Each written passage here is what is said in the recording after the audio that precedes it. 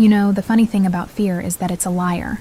It whispers to you from the shadows, tells you that the noise downstairs is just the house settling, that the figure you saw in the periphery was just a trick of the light.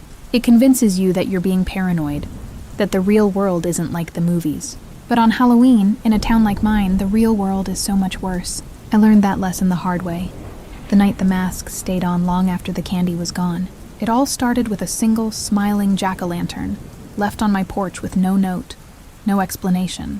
Its grin was carved a little too wide, its eyes a little too gleeful.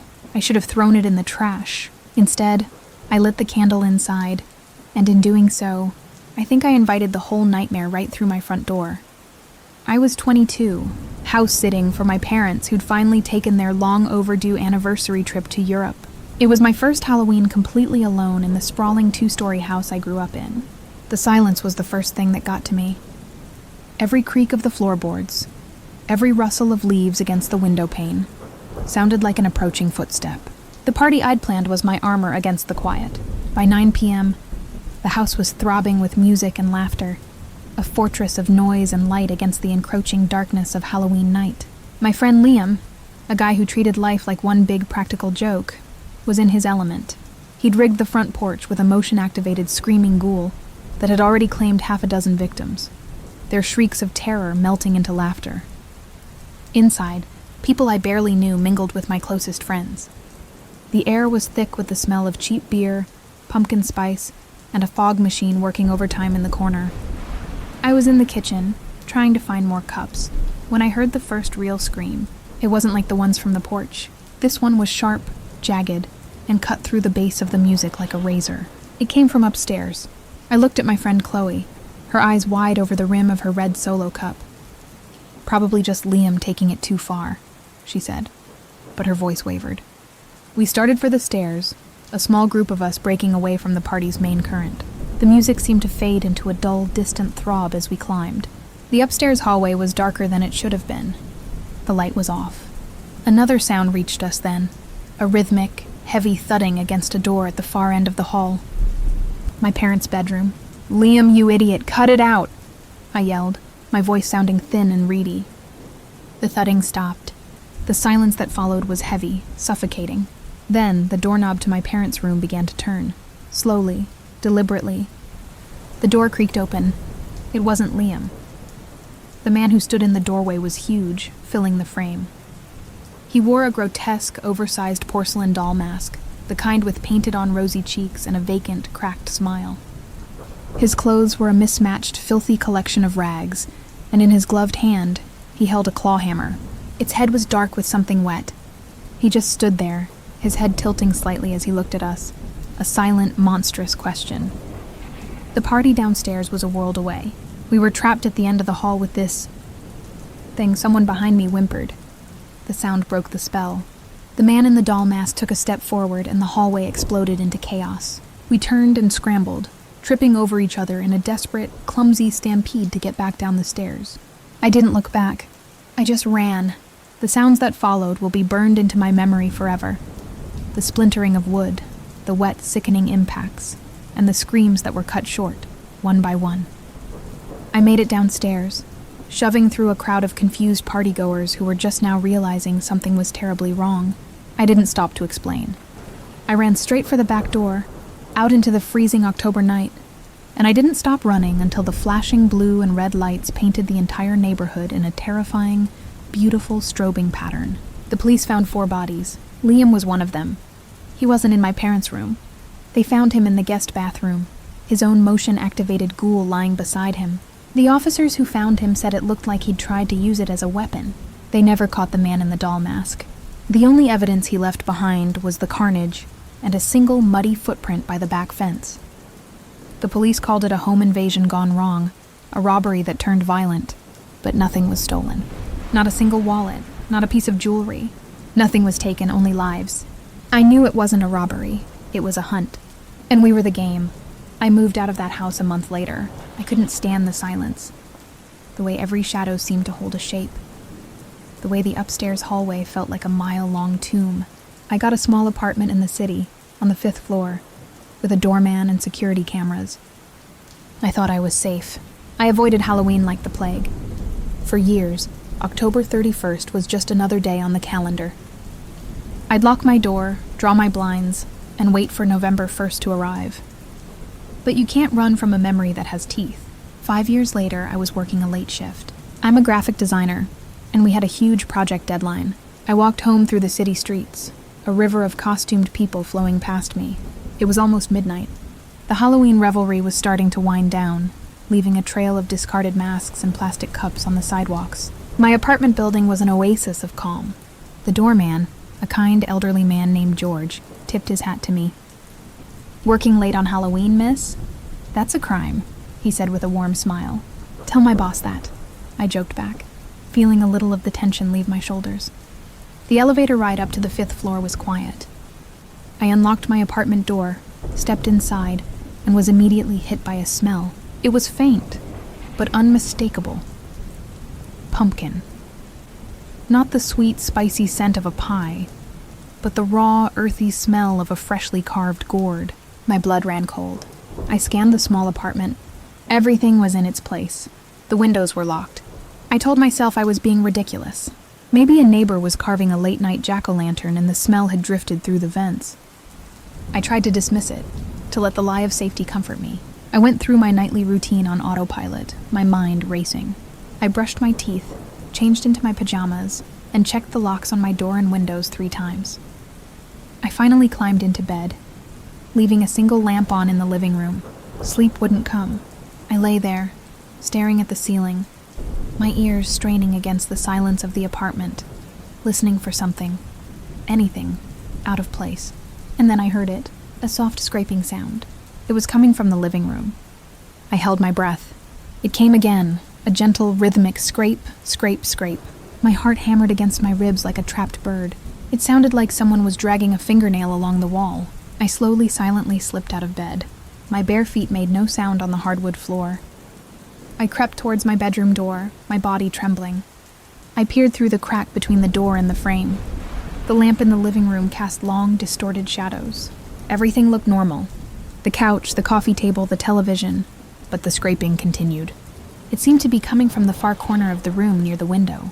My eyes adjusted to the dim light, and I saw it. Sitting on my windowsill, its back to me, was a figure. It was small, hunched over like a child. It was methodically scraping something against the glass of the window pane. I couldn't see what it was, but the sound was setting my teeth on edge. Who was it? How did they get in? The window was locked. I was on the 5th floor. My mind reeled, trying to find a logical explanation, but there wasn't one. The figure stopped scraping. It slowly, unnaturally turned its head. It turned and turned, its neck seeming to rotate a full 180 degrees until it was facing me. It wasn't a child. It wore the same porcelain doll mask from 5 years ago, the same cracked, painted smile, the same dead, vacant eyes. It held up the object it had been scraping against the window. It was a single, long, dirty fingernail. It raised its other hand and gave me a slow, deliberate wave. I didn't scream this time. The sound was trapped in my throat, a solid ball of ice. I stumbled backward, my hand fumbling for the lock on my bedroom door. I slammed it shut and twisted the deadbolt, my breath coming in ragged, panicked gasps. I threw myself against the door, as if my weight could somehow make it stronger. I could hear it moving in the living room. A slow, shuffling sound. It was coming for the door. I scrambled for my phone, my fingers shaking so badly I could barely unlock it. I dialed 911. As the operator's voice came on the line, a loud, thunderous bang echoed through the apartment as the thing threw itself against my bedroom door. 911, what's your emergency? The operator asked, her voice calm and professional. Another bang, louder this time. The wood of the door frame splintered. He's in my apartment. He's trying to get into my room! I shrieked, my voice cracking with terror. Who is, ma'am? Can you describe him? Bang! A crack appeared in the door. He's wearing a mask. A doll mask. Please, you have to hurry. The thing outside my door wasn't making any noise other than the relentless assault on the door. No yelling, no threats. Just the methodical, terrifying sound of destruction. The operator was speaking, telling me to stay on the line, that officers were on their way. But her voice was drowned out by the splintering of wood and the pounding in my own ears. With one final explosive crack, the door flew open. The man in the doll mask stood there, the claw hammer now in his hand, hanging limply at his side. He just stood there, his head tilted in that same curious way. I dropped the phone and scrambled backwards, crab walking away from him until my back hit the wall. There was nowhere else to go. I was trapped. He took a slow step into the room, then another. The sirens were getting closer, a faint, distant wail that was growing louder with every passing second. He stopped, his masked face turning towards the window as if listening. He looked back at me, then down at the hammer in his hand. He seemed to be weighing a decision. For a heart-stopping moment, I thought he was going to ignore the sirens, that my life would end right there. But then he turned. He walked calmly to the window, unlatched it, and slid it open. Without a moment's hesitation, he stepped out onto the fire escape and disappeared into the night. By the time the police broke down my apartment door, he was long gone. They found nothing. No fingerprints, no fibers, no sign of forced entry. The only thing out of place was my shattered bedroom door and the long, deep scratches on the outside of my living room window. They asked me if I knew the man, if I had any enemies. I told them everything. I told them about the party, about Liam, about the massacre 5 years ago. They looked at me with a mixture of pity and skepticism. The detective in charge, a tired-looking man named Harris, told me it was likely a copycat, someone who had heard the story and decided to play a sick prank. But I knew better. It was him. The way he moved, the way he tilted his head. It was him. He had found me, and he had left me alive. Again. That was the most terrifying part. He could have killed me. Both times, but he didn't. This wasn't about killing. It was about fear. He was feeding on it. He was hunting it. And he knew I was a plentiful source. The years that followed were a blur of paranoia. I moved again, this time to a different state. I changed my name. I cut my hair, dyed it a different color. I became a ghost. I avoided people, avoided relationships. Trust was a luxury I couldn't afford. Every Halloween was a self-imposed prison sentence. I would check into a cheap motel in a town I'd never been to before, pay in cash, and lock myself in the room for 24 hours, subsisting on vending machine snacks and lukewarm water from the tap. I never stayed in the same place twice. I thought that by constantly moving, by erasing my own footprint, I could finally escape him. But you can't escape something that lives inside your head. Every year, as October rolled around, the nightmares would come back. The doll mask, the claw hammer, the silent tilting head. I saw him in crowds, in the reflection of shop windows, in the face of strangers. He was everywhere and nowhere. The fear became my constant companion, a cold, heavy weight in the pit of my stomach. This year, I decided to do something different. I was tired of running. I was tired of being afraid. I was 32 years old, and I had spent a decade of my life looking over my shoulder. I decided to go back. Back to my hometown. Back to the place where it all began. Maybe I was crazy. Maybe I was suicidal. Or maybe I just needed to face the monster head on. If I was going to live the rest of my life in fear, I wanted to at least know what I was afraid of. I drove into town on the afternoon of October 30th. The place hadn't changed much. The same quiet, tree-lined streets. The same sense of sleepy suburban peace. It felt like a lifetime ago that this peace had been shattered. I drove past my old house. A new family lived there now. They had a scarecrow in the front yard and a string of orange lights around the door. For them, it was just a house. For me, it was a mausoleum.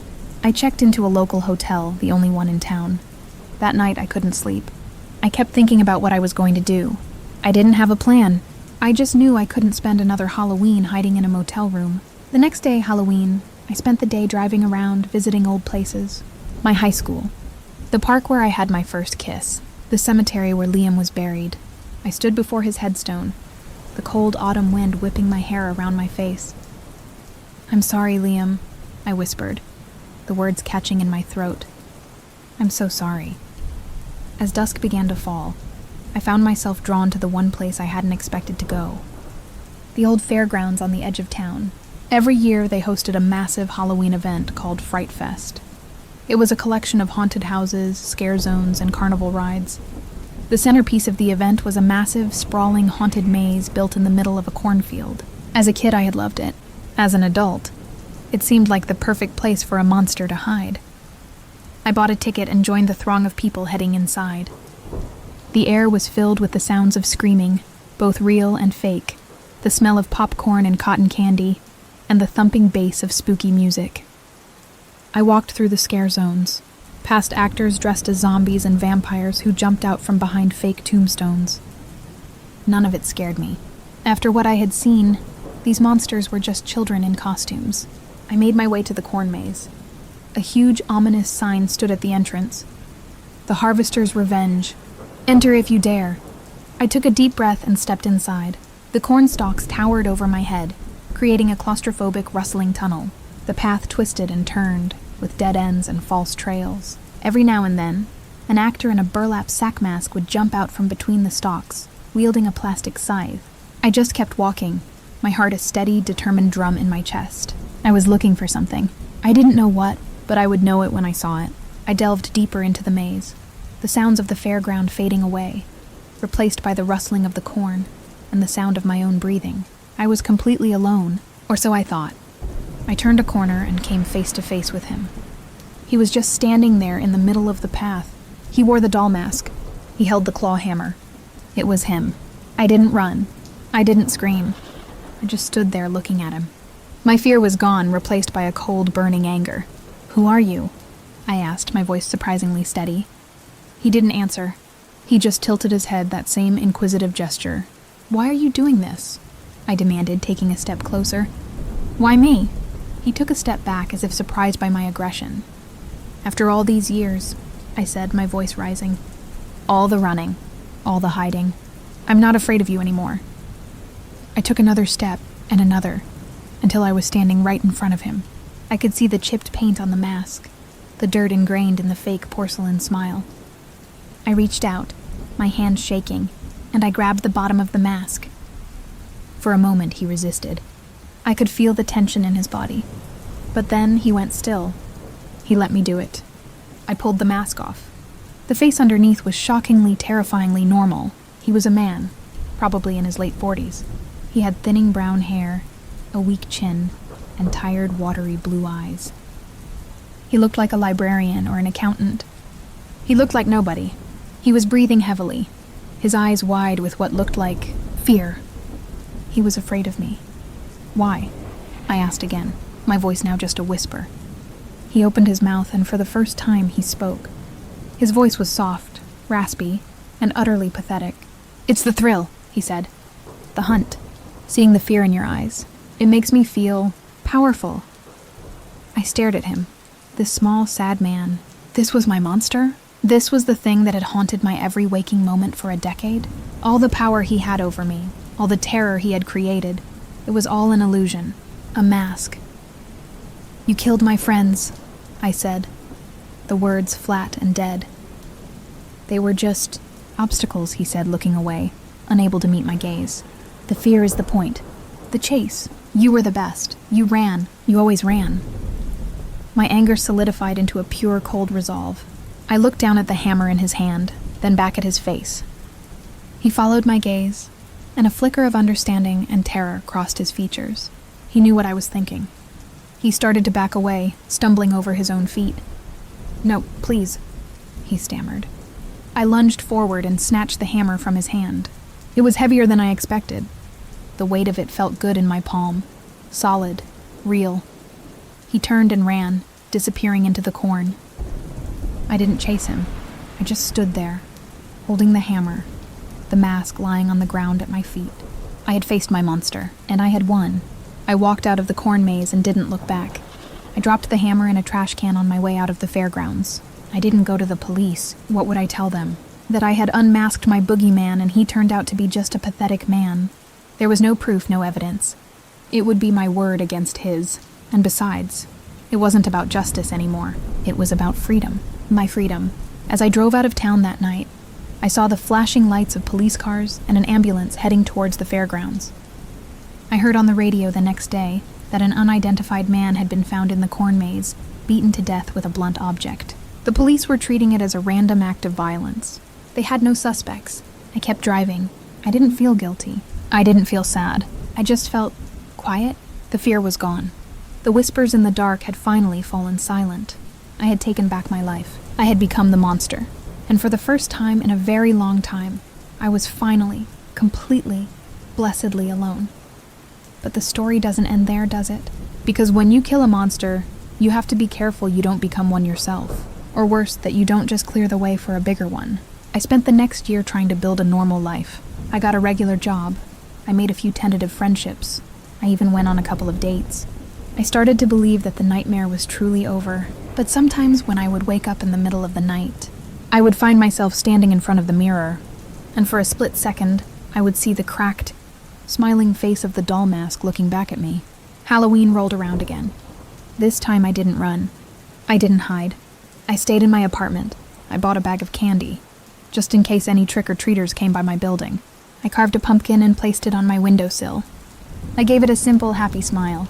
Around 10 p.m., after the last of the children's laughter had faded from the streets, there was a knock on my door. It was a soft, hesitant knock, not the kind of knock a friend would make. I looked through the peephole. A young woman stood in the hallway. She was probably in her early 20s. She had blonde hair and wide, terrified eyes. She was clutching her phone in a white-knuckled grip. I opened the door. "Can I help you?" I asked. I think someone's following me," she stammered, her voice trembling. I lived down the hall. I was coming home from a party and I saw him. A man. He was just standing at the end of the street watching me. I ran, but I think he followed me into the building. I felt a familiar, cold dread wash over me. "What did he look like?" I asked, even though I already knew the answer. "He was wearing a mask," she whispered, tears welling in her eyes.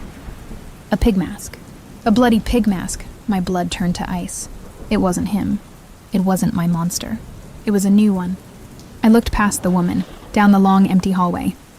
The light at the far end flickered, and for a brief moment, I saw a large figure step out of the stairwell, look directly at me, and then retreat back into the shadows. He wasn't after her. He was here for me. He knew what I did in that corn maze. This wasn't a hunt for fear anymore. This was a hunt for revenge. The girl was still looking at me, her face a mask of desperate hope. She thought I could help her. She thought I was a sanctuary. But she was wrong. I had just led the new monster right to my door. I smiled, a wide, empty smile that didn't reach my eyes. "Don't worry," I said, opening my door wider. "You'll be safe in here. If you've made it this far, thank you for listening to my story." The things that happen on Halloween are not always just tricks or treats. Sometimes they are tests. Sometimes the masks we wear are to hide from the world, and other times they are to hide from ourselves. If you have ever had an experience that you can't explain, a moment where the veil between our world and something much darker seemed to tear, share your story in the comments below. You are not alone. And make sure to subscribe and turn on all notifications, because the man in the pig mask is still out there, and you won't want to miss what happens next. Stay safe, and whatever you do, always check who's behind the mask.